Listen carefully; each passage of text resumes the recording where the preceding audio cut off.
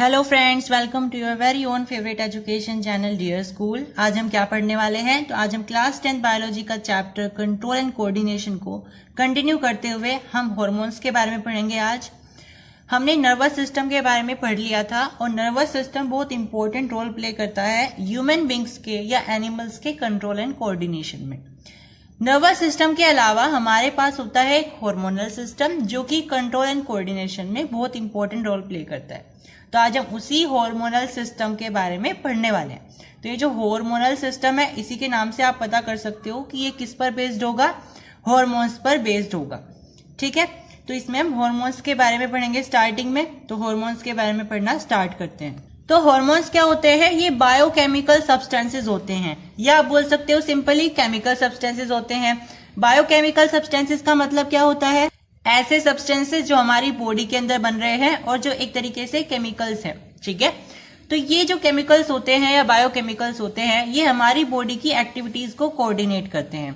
भाई, हमारी बॉडी की जो एक्टिविटीज होती है, यानी कि हम रिस्पॉन्स कर रहे हैं किसी भी चीज को, क्योंकि हम दिन में जितनी भी एक्टिविटीज करते हैं वो कहीं ना कहीं हम रिस्पॉन्स कर रहे होते हैं। और मैंने बताया है कंट्रोल करने के लिए, कोऑर्डिनेट करने के लिए हमारी बॉडी को हार्मोन्स और नर्वस सिस्टम का बहुत इंपॉर्टेंट रोल होता है। तो इसीलिए जो हार्मोन्स होते हैं वो हमारी बॉडी के एक्टिविटीज को कोऑर्डिनेट करने में मदद करते हैं। अब हार्मोन्स कहाँ बनते हैं? हार्मोन्स बनते हैं ग्लैंड्स में, और ग्लैंड में से बन के ये ब्लड के अंदर ना थोड़ी थोड़ी सी अमाउंट में पोर कर दिए जाते हैं ग्लैंड्स के द्वारा। ठीक है, मान लीजिए कोई ग्लैंड है और ये ग्लैंड ने क्या किया, हार्मोन्स बनाए। तो ये छोटी छोटी अमाउंट्स में ब्लड के अंदर, ये ब्लड जा रहा है तो ब्लड के अंदर ये थोड़ी थोड़ी सी अमाउंट में हार्मोन्स को सप्लाई करता रहता है। अब ऐसा नहीं होता है जिस साइट में, यानी कि जिस ऑर्गन ने हार्मोन्स को बनाया है, ये उसी साइट में अपना इफेक्ट दिखाते हैं। ऐसा भी होता है कि हार्मोन जिस एरिया में बने हैं या जिस ऑर्गन में बने हैं, उसके अलावा किसी और एरिया में हमारी बॉडी के, किसी और रीजन में हमारी बॉडी के उनका इफेक्ट देखने को मिलता है। इसीलिए इनको केमिकल मैसेंजर्स कहा जाता है या केमिकल मैसेजेस कहा जाता है, क्योंकि एक जगह से दूसरी जगह पे जाकर के एक्टिविटीज को कोऑर्डिनेट कर रहे हैं। तो क्योंकि एक जगह से दूसरी जगह जा रहे हैं, यानी मैसेज जैसे फ्लो होता है ना, ऐसे, तो इसीलिए इनको केमिकल मैसेंजर्स या केमिकल मैसेजेस भी कहा जाता है। और जैसा कि मैंने बताया, ये ग्लैंड्स के द्वारा बनाए जाते हैं, और ये ऐसा नहीं है ग्लैंड्स के द्वारा बनाए गए तो वहीं रहेंगे। जैसा कि मैंने बताया, ब्लड में सप्लाई होते रहते हैं और अपने टारगेट ऑर्गन्स के पास जाते रहते हैं। टारगेट ऑर्गन्स मतलब जहां पे इन्हें एक्ट करना है, जो इनका टारगेट है, जिसके लिए बने हैं, वहां उस ऑर्गन के पास जाएंगे, उस अपने टारगेट के पास, और वहां पे अपना इफेक्ट दिखाना स्टार्ट कर देंगे। तो उन स्पेसिफिक टिश्यूज को या टारगेट ऑर्गन्स को हम गैन्स भी बोलते हैं। ठीक है, GANS। तो हार्मोन्स किस में बनते हैं? ग्लैंड्स में बनते हैं। अब ग्लैंड्स के भी दो टाइप होते हैं। अब ग्लैंड्स के दो टाइप्स होते हैं, एक होता है एंडोक्राइन ग्लैंड, एक होता है एक्सोक्राइन ग्लैंड। अब इनमें डिफरेंस क्या होता है? डिफरेंस किस बेसिस पर हमने इनको अलग अलग कर दिया? तो भाई, एंडोक्राइन ग्लैंड जो होते हैं वो डक्टलेस हार्मोन सिक्रेटिंग होते हैं। मतलब कि ये जो ग्लैंड्स होते हैं ये हार्मोन तो सिक्रेट करते हैं, लेकिन इन ग्लैंड्स में डक्ट्स नहीं होते हैं। अब डक्ट्स क्या होते हैं, अभी हम इसको पढ़ेंगे। एक्सोक्राइन क्या होता है? एक्सोक्राइन ग्लैंड ऐसे ग्लैंड होते हैं जिनके पास डक्ट्स होते हैं। ठीक है, अब डक्ट्स क्या होता है? डक्ट्स इसके पास, एक्सोक्राइन के पास डक्ट्स हैं, एंडोक्राइन के पास डक्ट्स नहीं है। तो इससे क्या फर्क पड़ता है और ये डक्ट्स होते क्या हैं? तो भाई, डक्ट्स को आप ऐसे समझ सकते हो, ये ट्यूब लाइक स्ट्रक्चर्स होते हैं जो कि हार्मोन को ट्रांसफर करने के लिए इस्तेमाल किए जाते हैं उनके टारगेट ऑर्गन्स में। तो क्योंकि जैसा कि मैंने बताया आपको, जहां पे जो हार्मोन हम पढ़ेंगे, मैं आपको बता दूं कि जो हम हार्मोन पढ़ने वाले हैं इस चैप्टर में, वो हम एंडोक्राइन ग्लैंड वाले पढ़ेंगे। तो क्योंकि इनके पास डक्ट्स है ही नहीं, यानी ट्यूब्स है ही नहीं ट्रांसफर करने के लिए हार्मोन्स को, तो ये जनरली ब्लड में पोर कर दिए जाते हैं, ब्लड में ट्रांसफर कर दिए जाते हैं छोटी छोटी सी अमाउंट्स में, और उसी के द्वारा फिर ये अपने टारगेट ऑर्गन्स तक पहुंच जाते हैं। वही एक्सोक्राइन में क्या होता है? इनके पास तो भाई खुद के क्या होते हैं, डक्ट्स होते हैं, तो इन्हें किसी की ब्लड की जरूरत नहीं होती है। लेकिन एंडोक्राइन के पास डक्ट्स नहीं होते हैं, इसीलिए ब्लड इसके लिए वो काम करता है जो डक्ट्स कर सकते हैं। ठीक है, ब्लड में इसकी स्मॉल स्मॉल अमाउंट्स में ये अपने हार्मोन्स को सिक्रेट करता रहता है, पोर करता रहता है, और फिर ब्लड जो है इसके टारगेट ऑर्गन्स तक इसके हार्मोन्स को लेकर के जाते हैं। तो हम टोटल 10 एक्सोक्राइन ग्लैंड्स के बारे में पढ़ेंगे, जिसके अंदर हमारा आता है pineal, testis, hypothalamus, प्यूटेटरी, thyroid, ovaries, parathyroid, thymus, pancreas, adrenal. तो चलिए इनको वन बाय वन पढ़ना स्टार्ट करते हैं। तो सबसे पहले पढ़ते हैं एड्रेनल ग्लैंड्स के बारे में। तो एड्रेनल ग्लैंड्स बेसिकली हमारे किडनीज में पाए जाते हैं। जो किडनीज का ऊपर वाला हिस्सा होता है, जो उसका टॉप वाला एरिया होता है, उसमें पाए जाते हैं। तो क्योंकि हमारी बॉडी के अंदर 2 किडनीज होती है, तो हमारी बॉडी के अंदर 2 ही एड्रेनल ग्लैंड्स पाए जाते हैं।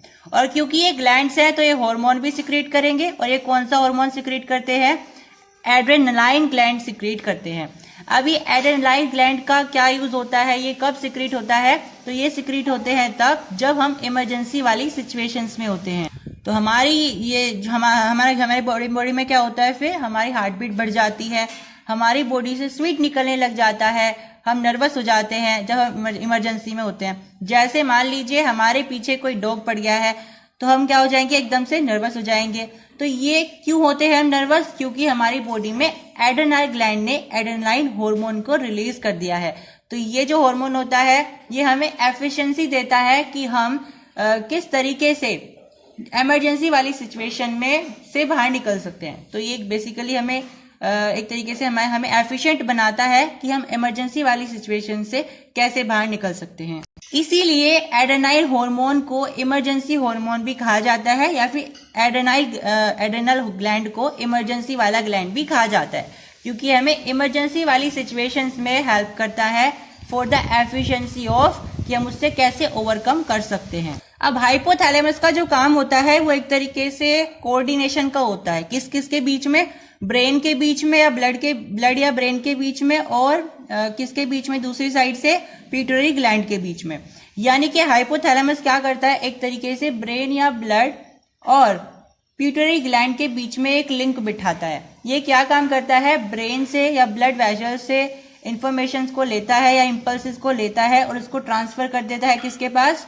पिट्यूटरी ग्लैंड के पास। और फिर पिट्यूटरी ग्लैंड उसे इनडायरेक्टली या डायरेक्टली जो भी वो भी करता है, उसको रेगुलेट करता है, उसकी रिएक्शंस देता है। ठीक है, तो हाइपोथैलेमस क्या करेगा? हाइपोथैलेमस यहाँ ब्रेन से या फिर ब्लड वेसल से इंफॉर्मेशन को लेगा और किसको ट्रांसफर कर देगा? पिट्यूटरी ग्लैंड को कर देगा। और हमने देखा भी था जब हम ब्रेन का डायग्राम देख रहे थे कि ये दोनों ही ग्लैंड्स हमारे ब्रेन के अंदर पाए जाते हैं। अब हम पढ़ते हैं पिट्यूटरी ग्लैंड के बारे में। अब पिट्यूटरी ग्लैंड की लोकेशन क्या होती है भाई? पिट्यूटरी ग्लैंड जो होता है हमारे ब्रेन में ही पाया जाता है, और एक तरीके से हम बोल सकते हैं ये हाइपोथैलेमस के पास पाया जाता है। आपको हर एक ग्लैंड की लोकेशन भी पता होनी चाहिए, और वो एक तरीके से हम बोल सकते हैं कौन सा हार्मोन रिलीज करता है, ये भी पता होना जरूरी है। अब पिट्यूटरी ग्लैंड जो है वो बहुत सारे हार्मोन रिलीज करता है। उसमें से जो बहुत इंपॉर्टेंट वाला हार्मोन है, जो मेजर हार्मोन है, वो है ग्रोथ हार्मोन। जी हाँ, आपने देखा होगा बहुत सारे लोग बहुत छोटे होते हैं जिनको हम बोने कहते हैं, ये ड्वार्फ होते हैं। और बहुत सारे लोग ऐसे भी होते हैं जो बहुत लंबे लंबे होते हैं।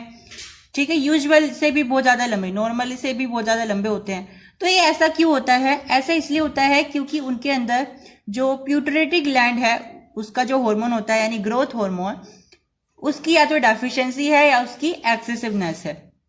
यानी कि अगर किसी की बॉडी में पिट्यूटरी ग्लैंड के द्वारा रिलीज किए गए ग्रोथ हार्मोन की बहुत ज्यादा कमी है तो वो बोना रह जाता है, और अगर बहुत ज्यादा एक्सेसिवनेस है तो वो बहुत लंबा होता है। तो ये बैलेंस में होता है तभी कोई नॉर्मल दिखाई देता है। तो ये डिपेंड करता है कि कोई या किसी आदमी के अंदर ग्रोथ हार्मोन की कितनी क्वांटिटी प्रेजेंट है। और इम्पोर्टेंट बात, ये हमारे ब्रेन में ही पाया जाता है। बात करें पीनियल ग्लैंड की, तो पीनियल ग्लैंड भी हमारे ब्रेन में ही पाया जाता है, लेकिन मजे की बात यह है कि इसका कोई भी ऐसा फंक्शन नहीं है जो हमें मतलब एक तरीके से बोला जाता है कि अब तक इसका ये नहीं पता चला कि इसका मेन फंक्शन क्या है हमारे ब्रेन में।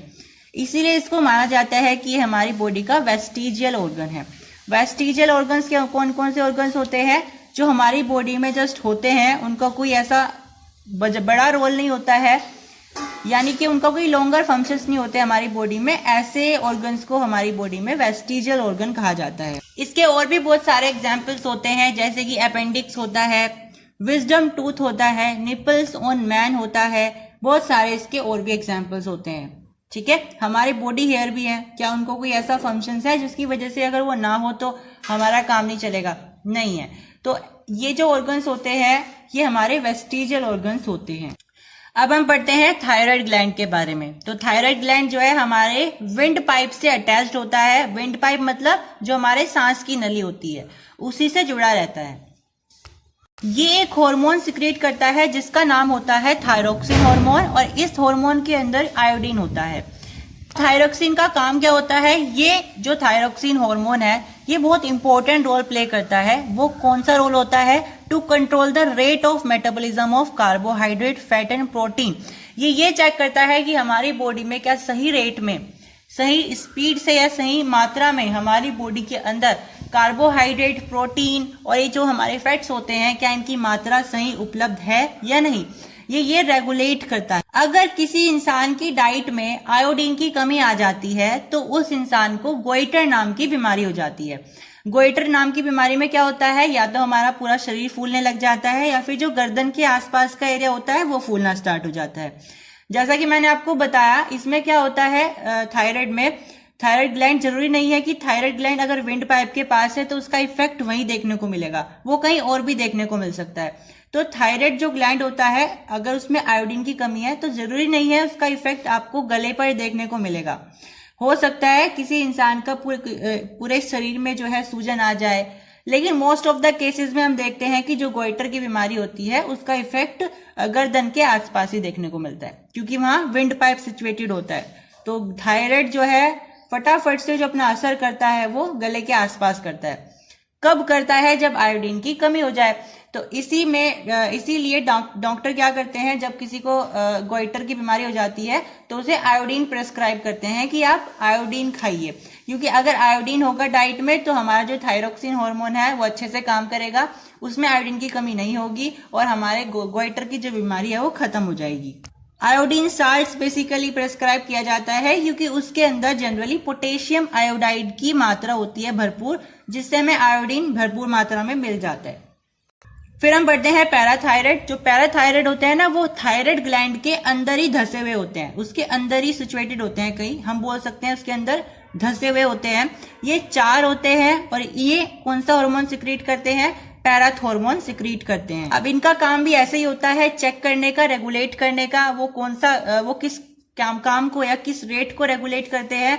तो ये चेक करते हैं कि हमारी बॉडी में कैल्शियम और फोस्फेट की जो लेवल्स है वो कैसा है, या उसको एक तरीके से रेगुलेट करने में मदद करते हैं, उसको सही करने में, उसको मेंटेन करने में मदद करते हैं। तो चलिए अब हम पढ़ते हैं थाइमस ग्लैंड के बारे में। तो जो थाइमस ग्लैंड होता है वो हमारी गर्दन के नीचे और हमारी चेस्ट के ऊपर वाले पार्ट में होता है।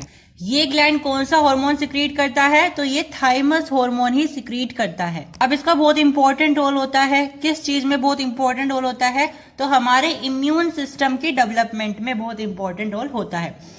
तो अगर किसी के बॉडी में थाइमस ग्लैंड बहुत अच्छे से काम कर रहा है तो उसकी इम्यूनिटी बहुत अच्छी होती है, और अगर किसी की बॉडी में थाइमस ग्लैंड अच्छे से काम नहीं कर रहा है तो इसका मतलब है उसका इम्यून सिस्टम खराब है। अब जनरली इम्यून सिस्टम छोटे बच्चों में अच्छा होता है इन कंपैरिजन टू जो बच्चे बड़े हो जाते हैं या प्यूबर्टी के बाद इम्यून सिस्टम की जो लैकिंग होती है वो स्टार्ट हो जाती है। तो इम्यून सिस्टम बहुत एक्टिव स्टेज में होता है जब बच्चे छोटे होते हैं, यंग चिल्ड्रन में, और ये श्रिंक होना स्टार्ट हो जाता है ग्लैंड जैसे ही बच्चे या जो हमारे टीन्स होते हैं या किड्स होते हैं वो प्यूबर्टी को अटेन करते हैं। उसके बाद बढ़ते हैं पेनक्रियाज के बारे में। तो पेनक्रियाज कहाँ होता है? पेनक्रियाज हमारे स्टमक के नीचे की साइड पाया जाता है। ये एक हार्मोन सिक्रीट करता है जिसका नाम होता है इंसुलिन हार्मोन। और अगर इंसुलिन हार्मोन की कमी हो जाती है हमारी बॉडी में तो हमें क्या हो जाता है? डायबिटीज हो जाता है। डायबिटीज मतलब शुगर की बीमारी जिसे बोलते हैं। अब पेनक्रियाज क्या करता है? हमारे ब्लड में शुगर कंटेंट को मेंटेन करने का काम करता है। तो अगर पेनक्रियाज अच्छे से काम नहीं करेगा इसका मतलब शुगर कंटेंट हमारे ब्लड में बहुत ज्यादा हो जाएगा, और जैसे ही शुगर कंटेंट हमारे ब्लड में बहुत ज्यादा हो जाएगा इसका मतलब हमें शुगर की बीमारी हो जाएगी, यानी डायबिटीज हो जाएगी। और जिस भी पेशेंट को डायबिटीज होती है उसको क्या कहा जाता है? डायबिटिक्स कहा जाता है। तो चलिए अब हम पढ़ते हैं टेस्टिस के बारे में और ओवरीज के बारे में। तो जो टेस्टिस है, ये ओवरीज हैं, ये ग्लैंड्स होते हैं हमारी बॉडी में, या आप बोल सकते हो रिप्रोडक्टिव ग्लैंड्स होते हैं, क्योंकि ये हमारी बॉडीज के अंदर सेक्स हॉर्मोन्स को प्रोड्यूस करते हैं। टेस्टिस मेल के अंदर पाया जाता है, वहीं ओवरीज फीमेल के अंदर पाई जाती है। तो टेस्टिस क्या करता है, मेल सेक्स हार्मोन को बनाता है या प्रोड्यूस करता है, और इसका नाम होता है टेस्टोस्टेरोन। अब टेस्टोस्टेरोन क्या करता है, मेल सेक्स ऑर्गन्स को कंट्रोल करता है, यानी उनके डेवलपमेंट में, उनके रेगुलेशन में, और जितने भी मेल फीचर्स होते हैं, बियर्ड्स का आना, ब्रॉड वॉइस, सोल्जर्स का ब्रॉड होना, ये सारे जो फीचर्स होते हैं, ये मेल फीचर्स जो होते हैं, ये टेस्टोस्टेरोन के कारण ही मेल्स में होते हैं। साथ में ये क्या काम करता है, ये मेल्स के अंदर रिप्रोडक्टिव सेल्स के फॉर्मेशन में भी मदद करता है, जिनका नाम स्पर्म होता है। अब इन सबको हम डिटेल में रिप्रोडक्शन वाले चैप्टर में पढ़ेंगे, so stay tune to the channel. अब ओवरीज के बारे में बात करें तो ओवरीज 2 फीमेल सेक्स हार्मोन्स बनाता है, जिसमें पहला होता है एस्ट्रोजन और दूसरा होता है प्रोजेस्टेरोन। अब जिस तरीके से मेल के अंदर ना टेस्टोस्टेरोन मेल फीचर्स को मेंटेन कर रहा था और मेल सेक्स ऑर्गन्स को रेगुलेट कर रहा था, इस तरीके से जो फीमेल में एस्ट्रोजन होता है ना, वो यही काम करता है। लेकिन जो प्रोजेस्टेरोन होता है उसका अलग काम होता है, ये हमारे जब पीरियड्स आ जाते हैं ना गर्ल्स को, तो उसको रेगुलेट करने में मदद करता है, और साथ में प्रेगनेंसी के दौरान प्रेगनेंसी को मेंटेन करने में भी मदद करता है। तो साथ में इसका भी यही काम है, जैसे टेस्टिस सेक्स बनाता है ना, वो क्या बोलते हैं उसे, सेक्स सेल्स बनाता है, यानी कि रिप्रोडक्टिव सेल्स बनाता है, जिसका नाम होता है स्पर्म। इसी तरीके से फीमेल में ओवरीज क्या बनाती है, ओवा बनाती हैं, यानी फीमेल गैमेट्स। अब देखिए यहां से हम क्या रिजल्ट निकाल सकते हैं, जैसा कि मैंने आपको बताया, जो प्रोजेस्टेरोन होते हैं वो क्या काम करते हैं, वो प्रेगनेंसी के मेंटेनेंस में मदद करते हैं। यानी कि हम अक्सर देखते हैं ना, किसी का मिसकैरेज हो जाता है, तो वो क्यों होता है, क्योंकि उनके बॉडी के अंदर प्रोजेस्टेरोन हार्मोन की कमी होती है। इसीलिए कभी कभी क्या किया जाता है, फिर फ्लूइड्स डाले जाते हैं। तो फ्लूइड्स क्यों डाले जाते हैं, क्योंकि उससे उस फ्लूइड्स के इंजेक्ट हो जाने से या डल जाने से उस फीमेल में किसकी जो मात्रा है बढ़ जाती है, वो प्रोजेस्टेरोन की मात्रा बढ़ जाती है, और फिर प्रेगनेंसी मेंटेनेंस में आ जाती है। तो यहां से हम समअप कर सकते हैं कि टेस्टिस मेल में पाया जाता है, टेस्टोस्टेरोन बनाता है, स्पर्म बनाता है, साथ में ओवरीज क्या बनाती है, एस्ट्रोजन बनाती है, प्रोजेस्टेरोन बनाती है, और ओवा बनाती है। अब यहाँ पे मैंने लिखा है पीरियड्स को मेंटेन करता है, मतलब कि मेंस्ट्रुअल साइकिल को मेंटेन करता है। तो हमारे चैनल पे पहले ही पीरियड्स के बारे में एक वीडियो है, यानी उसमें बताया गया है कि पीरियड्स क्यों होते हैं गर्ल्स में। साथ में मैंने यहाँ पे एक इम्पोर्टेंट फैक्ट लिखा हुआ है कि अगर आपकी बॉडी में ज्यादा इंसुलिन की मात्रा बढ़ जाती है तो आप कोमा में भी जा सकते हो, ठीक है। तो अगर किसी इंसान या किसी व्यक्ति के बॉडी के अंदर इंसुलिन की मात्रा बहुत ज्यादा हो जाती है, एक्सेस में हो जाती है, तो वो व्यक्ति कोमा में भी जा सकता है। अब आप मुझे कमेंट बॉक्स में ये बताइए कि जो व्यक्ति कोमा में पड़ा हुआ है, क्या आप उसे लिविंग मानोगे या नॉन लिविंग मानोगे? Please right in comment box. तो चलिए ओरली देख लेते हैं कि नर्वस सिस्टम में और एंडोक्राइन सिस्टम यानी हार्मोनल सिस्टम में क्या डिफरेंस होते हैं। तो भाई नर्वस सिस्टम क्या करता है, न्यूरॉन बनाता है, और एंडोक्राइन क्या बनाता है, ग्लैंड्स बनाता है। नर्वस सिस्टम में क्या होता है, मैसेजेस इंपल्स की फॉर्म में ट्रांसमिट किए जाते हैं, वही एंडोक्राइन में क्या होता है, हार्मोन्स की फॉर्म। नर्वस सिस्टम में मैसेज बहुत जल्दी क्विकली ट्रांसमिट हो सकते हैं, लेकिन एंडोक्राइन में बहुत स्लोली होते हैं। लेकिन नर्वस सिस्टम का जो इफेक्ट होता है मैसेज देने का, वो बहुत शॉर्ट टाइम के लिए होता है, लेकिन एंडोक्राइन का बहुत मतलब काफी लंबे समय तक होता है। तो यहाँ पे इसके डिफरेंसेस थे। अब हम आपके लेकर के आए हैं कुछ बोनस पॉइंट्स, चलिए उनको देख लेते हैं। ये बहुत इंपॉर्टेंट पॉइंट्स हैं। तो मैंने आपको प्लांट हार्मोन्स के बारे में बताया था, या बोल सकते हैं फाइटो हार्मोन्स के बारे में बताया था। तो जो मैंने आपको बताया वो सारे एनसीईआरटीज के अंदर हैं, और मेनली साइड बुक्स के अंदर भी वही होते हैं। पर एक और इम्पोर्टेंट हार्मोन होता है जो आपकी बुक्स में नहीं दिया हुआ है, लेकिन एग्जाम में पूछा जा सकता है। वो कौन सा हार्मोन है, वो है एथिलाइन।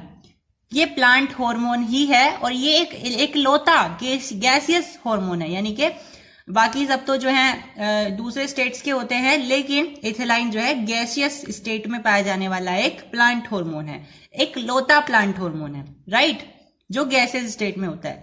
अब इसका काम क्या होता है, ये जो फ्रूट्स होते हैं ना, उनको रिपनिंग यानी उनको पकने में मदद करता है, और सेंसिंग मतलब कि एजिंग में मदद करता है, ठीक है, यानी कि प्लांट्स की एज को बढ़ाने में मदद करता है। यानी कि एक तरीके से हमने जो हार्मोन्स पढ़े थे ना, उनमें से बहुत सारे हार्मोन ऐसे थे जो एज को डिले कर रहे थे, लेकिन ये क्या काम करेगा, ये उसको डिले ना करके उसे एक तरीके से प्रमोट करेगा एज को। दूसरा एक इंपॉर्टेंट है, वो है सैल्टेटरी। अब सैल्टेटरी क्या होता है, इसको डायग्राम से समझते हैं। तो देखिए भाई, आपके पास यहाँ पे मैंने बनाया है न्यूरॉन, ठीक है। न्यूरॉन में क्या होता है, ऐसे यहाँ पे हम बोल सकते हैं कुछ इस तरीके से होते हैं। अब इसके ऊपर क्या होता है भाई, मैलिन शीट होती है, यहाँ पे मैलिन शीट होती है, और ये क्या होता है, नोड ऑफ रैनवियर होता है।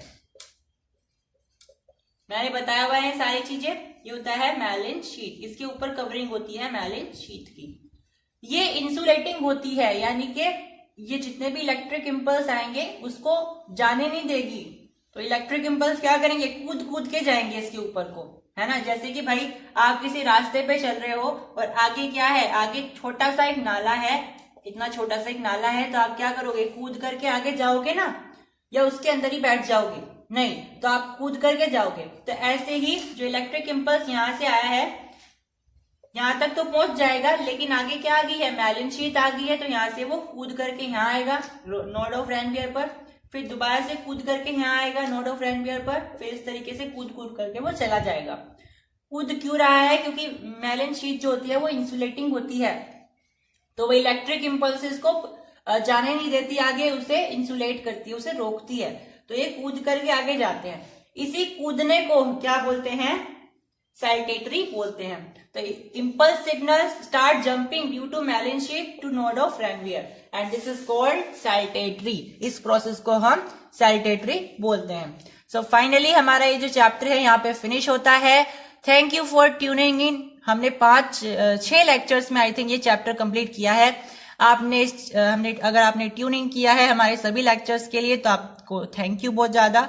और इसी तरीके से हमारे चैनल को सपोर्ट करिए, हमारे चैनल से बने रहिए और अपने फ्रेंड सर्कल्स में अपने क्लासमेट से शेयर करिए।